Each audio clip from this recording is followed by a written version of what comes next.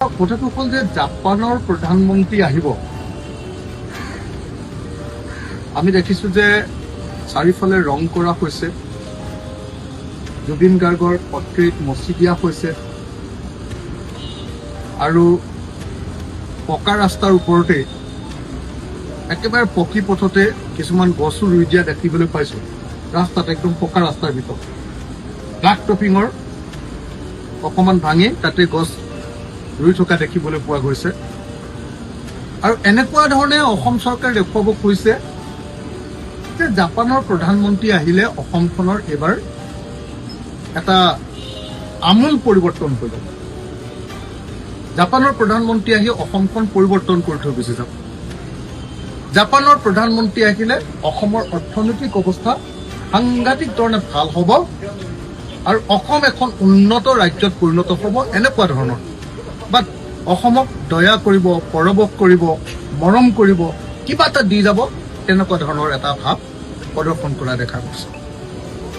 আমি কা আন্দোলনৰ সময়তো দেখিছিলো যে জাপানৰ প্ৰধানমন্ত্ৰীৰ অহাক লৈ অসম চৰকাৰ সাংঘাতিক ধৰণৰ উচ্চাৰ হৈছে।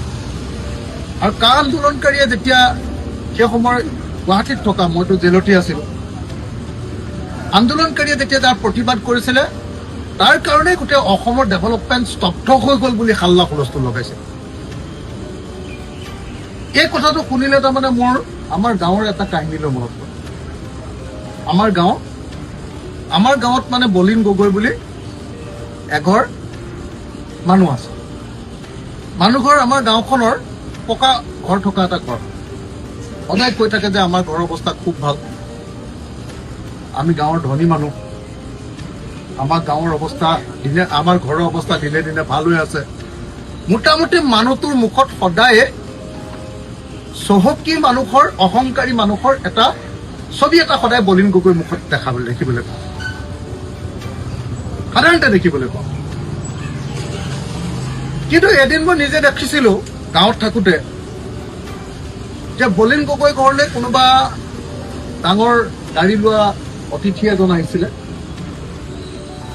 আৰু অতিথিজন অহাৰ কাৰণে বলিন গগৈয়ে মানে গোটেই হাল্লা কৰি দিছে, হুলস্থুল কৰি দিছে যে মোৰ ঘৰলৈ ইমান ডাঙৰ মানুহ আহিছে আৰু মোৰ নিচিনা মানুহৰ ঘৰলৈহে এনেকুৱা ডাঙৰ মানুহ আহে।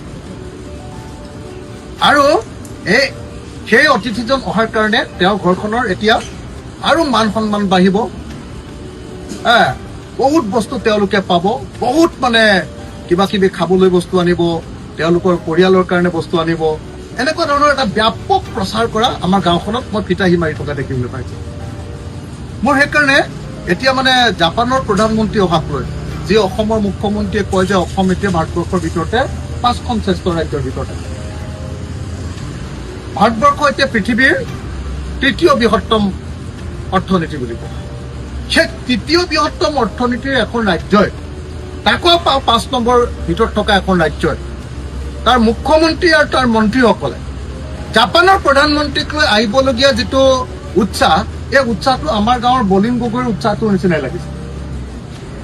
আমাৰ গাঁৱৰ বলিন গগৈয়ে মানে ধনী মানুহ এটা আহিব বুলি ভাবি মানে যি ধৰণে তেওঁৰ ঘৰলৈ কি আনিব, কি ধৰণৰ মিঠাই আনিব, কি ধৰণৰ বস্তু দিব, কি ধৰণৰ গিফ্ট দিব, এই ধৰণে গাই বাই ফুৰিছিলে, তেনেকুৱা ধৰণৰ এটা কাৰবাৰ এটা দেখিবলৈ পাইছো।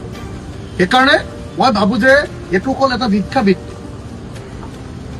আমি আমাৰ নিজকে স্বাৱলম্বী কৰিবৰ কাৰণে, নিজকে ধনী কৰিবৰ কাৰণে, নিজকে সম্পদশালী কৰিবৰ কাৰণে, নিজকে এখন ঔদ্যোগিক ৰাজ্য কৰিবৰ কাৰণে, আত্মনিৰ্ভৰশীল ৰাজ্য কৰিবৰ কাৰণে, বছৰৰ সকলো সময়তে খেতি কৰি অসমক ধনী ৰাজ্য কৰিবৰ কাৰণে আৰু অসমত ইণ্ডাষ্ট্ৰি খুলি নিজেই নিজৰ পুঁজিৰে ইণ্ডাষ্ট্ৰি খুলি, চৰকাৰ আৰু মানুহৰ টকাৰে ইণ্ডাষ্ট্ৰি খুলি অসমৰ সকলো যুৱক যুৱতীকে সংস্থাপন দিয়াৰ কথাটো চিন্তা কৰিব নোৱাৰি জাপানৰ প্ৰধানমন্ত্ৰীক লৈ যি ধৰণে এটা ইউফৰিয়া তৈয়াৰ কৰা হৈছে, এইটো দুৰ্ভাগ্যজনক বুলি মই ভাবোঁ। আৰু সেইকাৰণে জাপানৰ প্ৰধানমন্ত্ৰীক লৈ আমাৰ মৰমৰ, আমাৰ হৃদস্পন্দন স্বৰূপ জুবিন গাৰ্গক এনেকৈ মচি দিবলগীয়া ঘটনাটোক নিন্দা কৰিছো আৰু ভৱিষ্যতে এনেকুৱা কাম নকৰিবৰ কাৰণে চৰকাৰক